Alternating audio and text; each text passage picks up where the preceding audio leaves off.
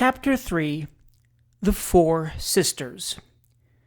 The row of houses in which the old lady and her troublesome neighbor reside comprises, beyond all doubt, a greater number of characters within its circumscribed limits than all the rest of the parish put together.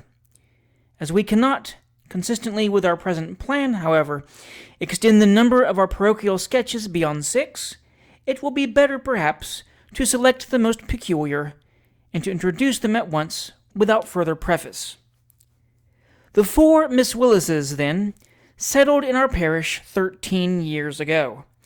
It is a melancholy reflection that the old adage, time and tide wait for no man, applies with equal force to the fairer portion of the creation, and willingly would we conceal the fact that even 13 years ago the Miss Willises were far from juvenile. Our duty as faithful parochial chroniclers, however, is paramount to every other consideration, and we are bound to state that 13 years since, the authorities in matrimonial cases considered the youngest Miss Willis in a very precarious state, while the eldest sister was positively given over as being far beyond all human hope. Well, the Miss Willises took a lease of the house. It was fresh painted and papered from top to bottom. The paint inside was all wainscoted, the marble all cleaned, the old grates taken down, and register stoves you could see to dress by put up.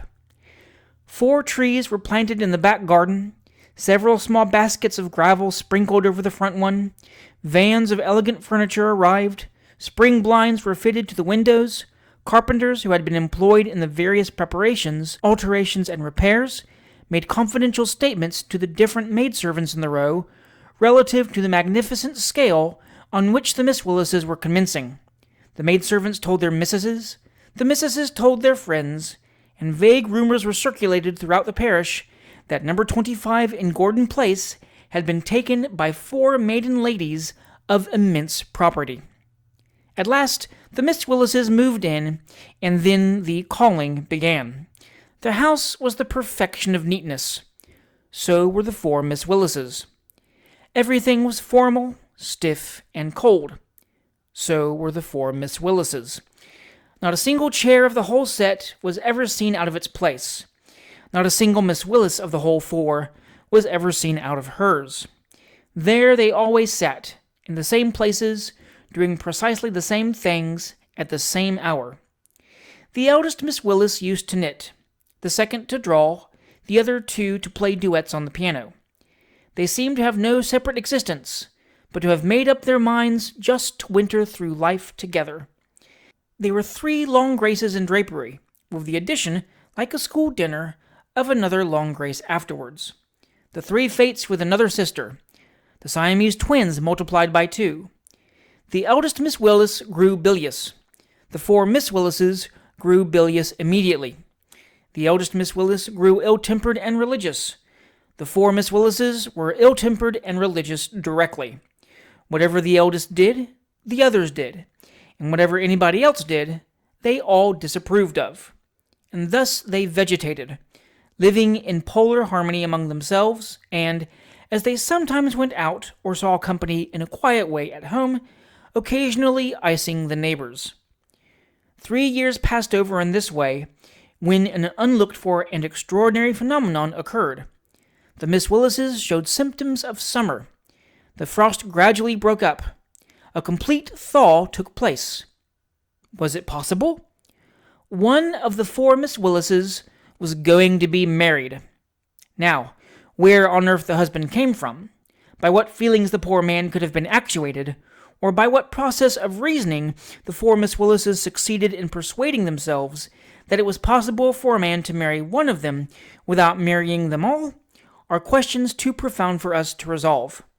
Certain it is, however, that the visits of Mr. Robinson, a gentleman in a public office, with a good salary and a little property of his own besides, were received, that the 4 Miss Willises were courted in due form by the said Mr. Robinson, that the neighbors were perfectly frantic in their anxiety to discover which of the 4 Miss Willises was the fortunate fair, and that the difficulty they experienced in solving the problem was not at all lessened by the announcement of the eldest Miss Willis, "We are going to marry Mr. Robinson." It was very extraordinary. They were so completely identified, the one with the other, that the curiosity of the whole row, even of the old lady herself, was roused almost beyond endurance. The subject was discussed at every little card table and tea drinking. The old gentleman of silkworm notoriety did not hesitate to express his decided opinion that Mr. Robinson was of Eastern descent, and contemplated marrying the whole family at once, and the row generally shook their heads with considerable gravity, and declared the business to be very mysterious. They hoped it might all end well. It certainly had a very singular appearance, but still it would be uncharitable to express any opinion without good grounds to go upon, and certainly the Miss Willises were quite old enough to judge for themselves, and to be sure people ought to know their own business best, and so forth. At last, one fine morning, at 8:15 a.m., 2 glass coaches drove up to the Miss Willises' door, at which Mr. Robinson had arrived in a cab 10 minutes before, dressed in a light blue coat and double-milled kersey pantaloons, white neckerchief, pumps, and dress gloves, his manner denoting, as appeared from the evidence of the housemaid at number 23, who was sweeping the doorsteps at the time, a considerable degree of nervous excitement. It was also hastily reported, on the same testimony, that the cook who opened the door wore a large white bow of unusual dimensions, and a much smarter headdress than the regulation cap to which the Miss Willises invariably restricted the somewhat excursive tastes of female servants in general. The intelligence spread rapidly from house to house. It was quite clear that the eventful morning had at length arrived. The whole row stationed themselves behind their first and second floor blinds, and waited the result in breathless expectation. At last the Miss Willises' door opened. The door of the first glass coach did the same. 2 gentlemen and a pair of ladies to correspond, friends of the family, no doubt, went up the steps. Bang went the door, off went the first class coach, and up came the second. The street door opened again. The excitement of the whole row increased. Mr. Robinson and the eldest Miss Willis. "I thought so," said the lady at number 19. "I always said it was Miss Willis." "Well, I never!" ejaculated the young lady at number 18 to the young lady at number 17. "Did you ever, dear?" responded the young lady at number 17 to the young lady at number 18. "It's too ridiculous!" exclaimed a spinster of an uncertain age at number 16, joining in the conversation. But who shall portray the astonishment of Gordon Place when Mr. Robinson handed in all the Miss Willises, one after the other, and then squeezed himself into an acute angle of the glass coach, which forthwith proceeded at a brisk pace after the other glass coach, which other glass coach had itself proceeded at a brisk pace in the direction of the parish church. Who shall depict the perplexity of the clergyman when all the Miss Willises knelt down at the communion table and repeated the responses incidental to the marriage service in an audible voice? Or who shall describe the confusion which prevailed when, even after the difficulties thus occasioned had been adjusted, all the Miss Willises went into hysterics at the conclusion of the ceremony, until the sacred edifice resounded with their united wailings? As the 4 sisters and Mr. Robinson continued to occupy the same house after this memorable occasion, and as the married sister, whoever she was, never appeared in public without the other 3, we are not quite clear that the neighbors ever would have discovered the real Mrs. Robinson, but for a circumstance of the most gratifying description, which will happen occasionally in the best regulated families. 3 quarter days elapsed, and the row, on whom a new light appeared to have been bursting for some time, began to speak with a sort of implied confidence on the subject, and to wonder how Mrs. Robinson, the youngest Miss Willis that was, got on. And servants might be seen running up the steps about 9 or 10 o'clock every morning with "Missis's compliments, and wishes to know how Mrs. Robinson finds herself this morning." And the answer always was, "Mrs. Robinson's compliments, and she's in a very good spirits, and doesn't find herself any worse." The piano was heard no longer. The knitting needles were laid aside. Drawing was neglected, and mantua-making and millinery, on the smallest scale imaginable, appeared to have become the favorite amusement of the whole family. The parlor wasn't quite as tidy as it used to be, and if you called in the morning, you would see lying on a table with an old newspaper carelessly thrown over them, 2 or 3 particularly small caps, rather larger than if they had been made for a moderate-sized doll, with a small piece of lace in the shape of a horseshoe let in behind, or perhaps a white robe, not very large in circumference, but very much out of proportion in point of length, with a little tucker round the top and a frill round the bottom. And once when we called, we saw a long white roller with a kind of blue margin down each side, the probable use of which we were at a loss to conjecture. Then we fancied that Dr. Dawson, the surgeon and etc., who displays a large lamp with a different color in every pane of glass at the corner of the row, began to be knocked up at night oftener than he used to be. And once we were very much alarmed by hearing a hackney coach stop at Mrs. Robinson's door at 2:30 in the morning, out of which there emerged a fat old woman, in a cloak and nightcap, with a bundle in one hand and a pair of pattens in the other, who looked as if she had been suddenly knocked up out of bed for some very special purpose.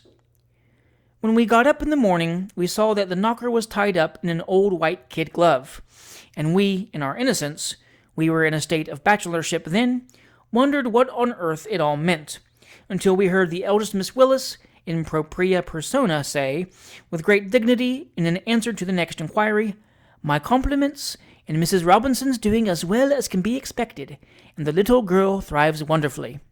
And then, in common with the rest of the row, our curiosity was satisfied, and we began to wonder, it had never occurred to us, what the matter was before. Chapter 4. The Election for Beadle. A great event has recently occurred in our parish. A contest of paramount interest has just terminated. A parochial convulsion has taken place. It has been succeeded by a glorious triumph which the country, or at least the parish, it is all the same, will long remember. We have had an election for Beadle. The supporters of the old Beadle system have been defeated in their stronghold, and the advocates of the great new Beadle principles have achieved a proud victory. Our parish, which, like all other parishes, is a little world of its own, has long been divided into 2 parties, whose contentions, slumbering for a while, have never failed to burst forth with unabated vigor on any occasion on which they could by possibility be renewed. Watching rates, lighting rates, paving rates, sewers rates, church rates, poor rates, all sorts of rates, have been in their turns the subjects of a grand struggle. And as to questions of patronage, the asperity and determination with which they have been contested is scarcely credible. The leader of the official party, the steady advocate of the churchwardens, and the unflinching supporter of the overseers, is an old gentleman who lives in our row. He owns some 6 houses in it, and always walks on the opposite side of the way, so that he may be able to take in a view of the whole of his property at once. He is a tall, thin, bony man, with an interrogative nose, and little, restless, perking eyes, which appear to have been given him for the sole purpose of peeping into other people's affairs with. He is deeply impressed with the importance of our parish business, and prides himself, not a little, on his style of addressing the parishioners in vestry assembled. His views are rather confined than extensive, his principles more narrow than liberal. He has been heard to declaim very loudly in favor of the liberty of the press, and advocates the repeal of the stamp duty on newspapers, because the daily journals, who now have a monopoly of the public, never give verbatim reports of vestry meetings. He would not appear egotistical for the world, but at the same time he must say that there are some speeches, that celebrated speech of his own, on the emoluments of the sexton and the duties of the office, for instance, which might be communicated to the public, greatly to their improvement and advantage. His great opponent in public life is Captain Purday, the old naval officer on half-pay, to whom we have already introduced our readers. The captain being a determined opponent of the constituted authorities, whoever they may chance to be, and our other friend being their steady supporter, with an equal disregard of their individual merits, it will readily be supposed that occasions for their coming into direct collision are neither few nor far between. They divided the vestry 14 times on a motion for heating the church with warm water instead of coals, and made speeches about liberty and expenditure, and prodigality and hot water, which threw the whole parish into a state of excitement.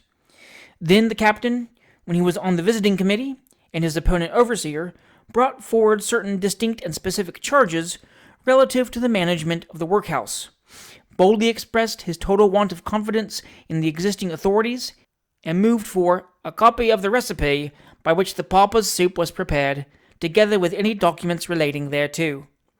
This the overseer steadily resisted. He fortified himself by precedent, appealed to the established usage, and declined to produce the papers, on the ground of the injury that would be done to the public service if documents of a strictly private nature, passing between the master of the workhouse and the cook, were to be thus dragged to light on the motion of any individual member of the vestry.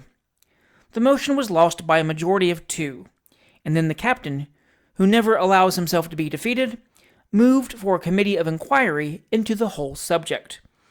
The affair grew serious. The question was discussed at meeting after meeting, and vestry after vestry. Speeches were made, attacks repudiated, personal defiances exchanged, explanations received, and the greatest excitement prevailed, until at last, just as the question was going to be finally decided, the vestry found that somehow or other they had become entangled in a point of form from which it was impossible to escape with propriety. So the motion was dropped, and everybody looked extremely important, and seemed quite satisfied with the meritorious nature of the whole proceeding. This was the state of affairs in our parish a week or 2 since, when Simmons, the beadle, suddenly died. The lamented deceased had overexerted himself a day or 2 previously in conveying an aged female, highly intoxicated, to the strong room of the workhouse. The excitement thus occasioned, added to a severe cold, which this indefatigable officer had caught in his capacity of director of the parish engine by inadvertently playing over himself instead of a fire, proved too much for a constitution already enfeebled by age. And the intelligence was conveyed to the board one evening that Simmons had died and left his respects. The breath was scarcely out of the body of the deceased functionary when the field was filled with competitors for the vacant office, each of whom rested his claims to public support entirely on the number and extent of his family, as if the office of beadle were originally instituted as an encouragement for the propagation of the human species. Bung for beadle, 5 small children. Hopkins for beadle, 7 small children. Timkins for beadle, 9 small children. Such were the placards in large black letters on a white ground, which were plentifully pasted on the walls and posted in the windows of the principal shops. Timkins's success was considered certain. Several mothers of families half promised their votes, and the 9 small children would have run over the course but for the production of another placard announcing the appearance of a still more meritorious candidate. Spruggins for beadle, 10 small children, 2 of them twins, and a wife.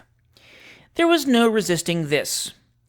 10 small children would have been almost irresistible in themselves, without the twins, but the touching parentheses about that interesting production of nature, and the still more touching allusion to Mrs. Spruggins, must ensure success.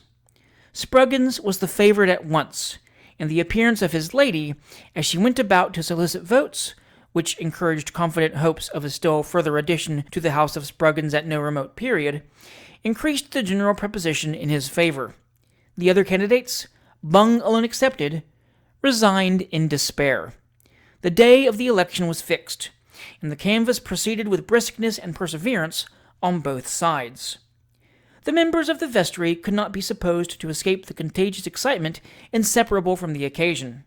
The majority of the lady inhabitants of the parish declared at once for Spruggins, and the quondam overseer took the same side, on the ground that men with large families had always been elected to the office, and that although he must admit that, in other respects, Spruggins was the least qualified candidate of the 2, still it was an old practice, and he saw no reason why an old practice should be departed from. This was enough for the captain. he immediately sided with Bung, canvassed for him personally in all directions, wrote squibs on Spruggins, and got his butcher to skewer them up on conspicuous joints in his shop front, frightened his neighbor, the old lady, into a palpitation of the heart by his awful denunciations of Spruggins's party, and bounced in and out, and up and down, and backwards and forwards, until all the sober inhabitants of the parish thought it inevitable that he must die of a brain fever long before the election began. The day of election arrived. It was no longer an individual struggle, but a party contest between the ins and outs. The question was whether the withering influence of the overseers, the domination of the church wardens, and the blighting despotism of the vestry clerk should be allowed to render the election of beadle a form, a nullity, whether they should impose a vestry-elected beadle on the parish to do their bidding and forward their views, or whether the parishioners, fearlessly asserting their undoubted rights, should elect an independent beadle of their own. The nomination was fixed to take place in the vestry, but so great was the throng of anxious spectators that it was found necessary to adjourn to the church, where the ceremony commenced with due solemnity. The appearance of the church wardens and overseers, and the ex-church wardens and ex-overseers, with Spruggins in the rear, excited general attention. Spruggins was a little thin man, in rusty black, with a long, pale face, and a countenance expressive of care and fatigue, which might either be attributed to the extent of his family or the anxiety of his feelings. His opponent appeared in a cast-off coat of the captain's, a blue coat with bright buttons, white trousers, and that description of shoes familiarly known by the appellation of high-lows. There was a serenity in the open countenance of Bung, a kind of moral dignity in his confident air, an "I wish you may get it" sort of expression in his eye, which infused animation into his supporters and evidently dispirited his opponents. The ex-churchwarden rose to propose Thomas Spruggins for beadle. He had known him long.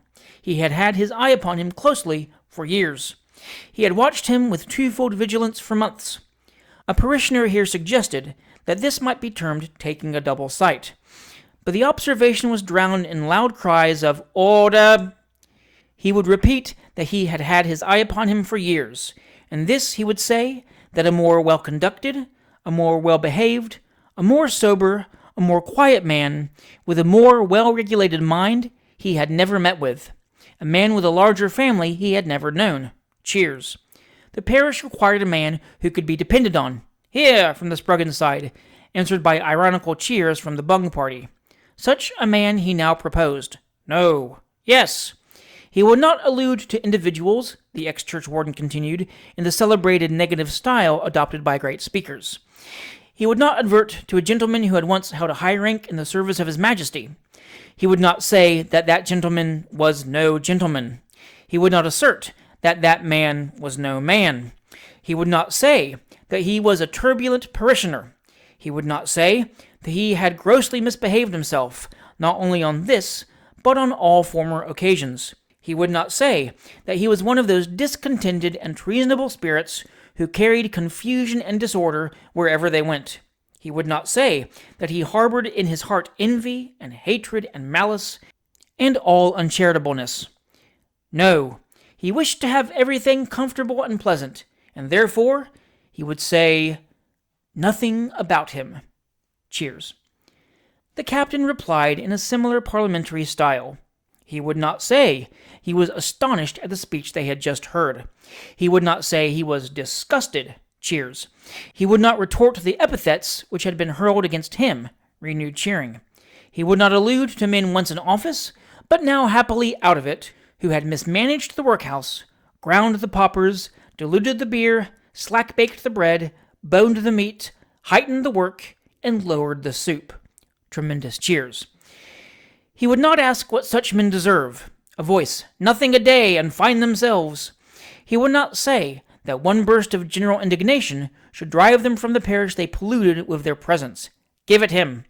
He would not allude to the unfortunate man who had been proposed, he would not say, as the vestry's tool, but as beadle. He would not advert to that individual's family. He would not say that 9 children, twins, and a wife were very bad examples for pauper imitation. Loud cheers. He would not advert in detail to the qualifications of Bung. The man stood before him, and he would not say in his presence what he might be disposed to say of him if he were absent. Here Mr. Bung telegraphed to a friend near him, under cover of his hat, by contracting his left eye and applying his right thumb to the tip of his nose. It had been objected to Bung that he had only 5 children. Hear, hear, from the opposition.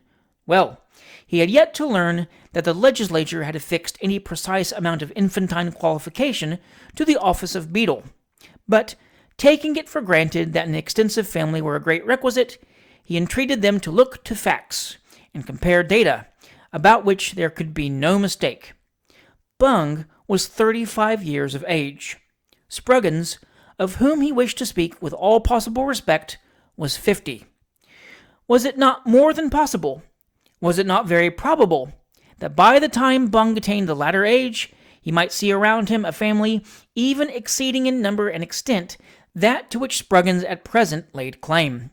Deafening cheers and waving of handkerchiefs.